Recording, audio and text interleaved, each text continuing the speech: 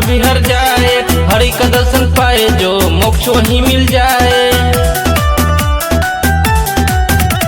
स्नान करे जो इस धरती पर पाप सभी हर जाए, हरि का दर्शन पाए जो मोक्ष वहीं मिल जाए।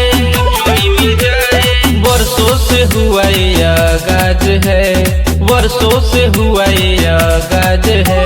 प्रयागराज है ये, प्रयागराज है ये, प्रयागराज है। प्रयागराज है ये, प्रयागराज है ये, प्रयागराज है।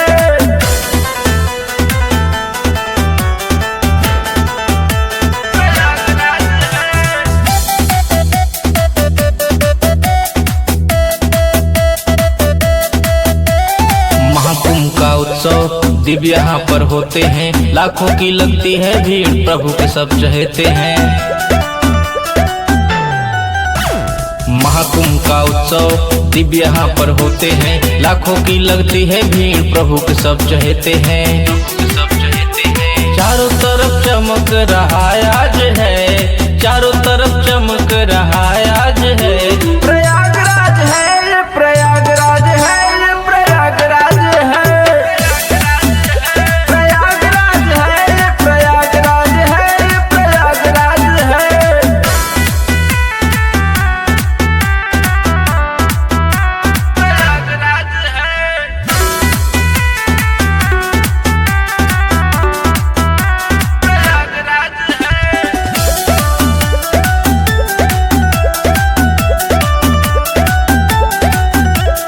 पुण्य धाम प्रयागराज त्रिवेणी का संगम है, गंगा यमुना सरस्वती माता का अभिनंदन है।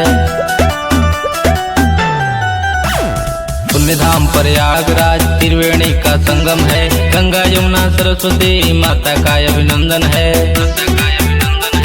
शीश झुकाए नीतीश राज है, शीश झुकाए नीतीश राज है।